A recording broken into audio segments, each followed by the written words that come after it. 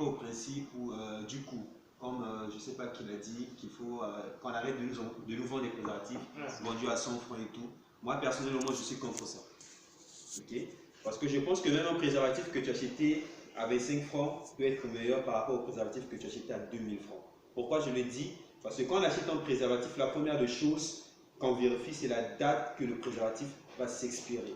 Et très souvent, les jeunes ont du mal à respecter ce principe. Le jeune est excité à avoir un rapport sexuel, il achète le préservatif à la va-vite, il prend, il enfile et il continue comme ça. Et quand on enfile comme ça, on est explosé parce que facilement le préservatif va se déchirer. Après, nous allons accuser que les préservatifs ne sont pas fiables. Au fait, ce n'est pas les préservatifs qui ne sont pas fiables, c'est toi qui n'avais pas suffisamment d'informations. Mais ce matin, je vais vous rendre service, je vais vous donner suffisamment d'informations et de bonne qualité. Donc, le préservatif, tu peux l'acheter dans les kiosques de Chalina ou à la pharmacie, tu es libre, mais tout en sachant que tu dois vérifier est-ce que ton préservatif a été exposé au soleil ou pas. Si ton préservatif a été exposé au soleil, ne l'achète pas parce que le préservatif sera très fragile et va se déchirer facilement. Et l'autre option, c'est de vérifier, comme je l'ai dit, de vérifier la date que le préservatif va s'expirer. Et moi, en face de moi, j'ai un préservatif qui va s'expirer en février 2020. Aujourd'hui, je suis en 2021. Aujourd'hui, je suis en janvier 2020. Donc, si je veux faire un rapport sexuel aujourd'hui, je peux enfiler ce préservatif. Et quand j'ai fini de vérifier ces paramètres, je viens maintenant sur comment déchirer mon préservatif. C'est là où il y a un grand problème. La majorité des gens ont tendance à vouloir faire comme ce qu'on avait vu à la télé avec le fameux film de Alvin Johnson. C'est ce que moi... C'est ce que je déconseille aux jeunes. Le préservatif ne se déchire pas avec les dents, ne se déchire pas avec la gilette, ne se déchire pas avec le ciseau. Le préservatif se déchire très facilement. Vous allez me poser la question comment, mais souffrez. Sur mon préservatif, j'ai deux côtés. J'ai quatre côtés. J'ai deux côtés non dentés et deux côtés dentés. Pour déchirer mon préservatif facilement, je vais utiliser un côté denté. Là où il y a les dents de scie. Avant de déchirer mon préservatif, je vais pousser le contenu.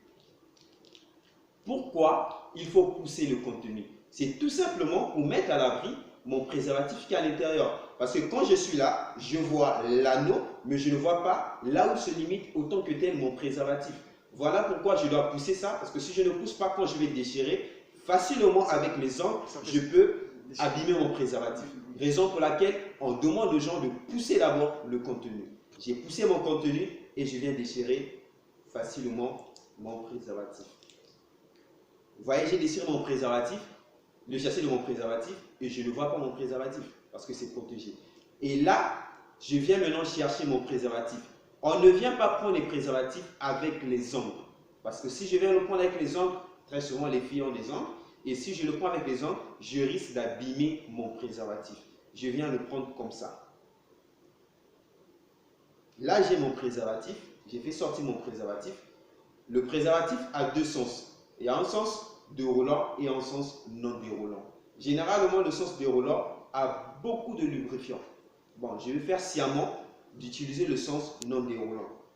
Quand j'ai mon sens déroulant, je sens que c'est un sens où ça ne peut pas se dérouler. Donc, je dois tourner mon préservatif.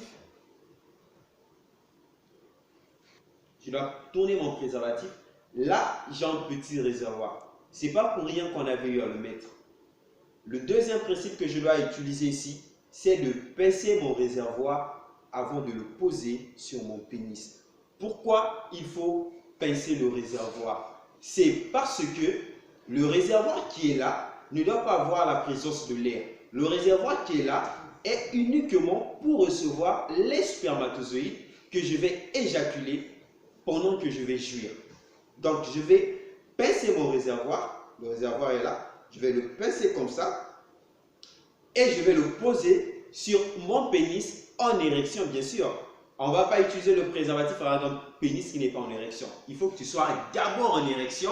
Tu sens que bon, là, on va passer aux vraies choses. C'est là où maintenant tu viens poser ton préservatif sur ton pénis. Et quand tu poses, tu déroule simplement ton préservatif. Il faut l'emmener jusqu'au niveau des testicules. Pourquoi? Parce que ça, j'ai rencontré beaucoup de jeunes qui ont l'habitude, quand ils déroulent le préservatif, ils s'arrêtent quelque part là. Mais après, ça fait mal à la fille. Il faut le pousser jusqu'au fond. Et quand tu as fini, tu as enfilé ton préservatif comme ça, tu peux faire ton rapport sexuel. Dès que tu vas éjaculer, tu retires ton préservatif. Tu fais un nœud, tu jettes à la poubelle. Un préservatif, un coït. Coït, c'est ce que nous appelons vulgairement coup. Donc je dirais un préservatif, un coup. Si tu veux passer au deuxième coup, tu refais la procédure, tu changes de préservatif, ainsi de suite. Bon, c'était une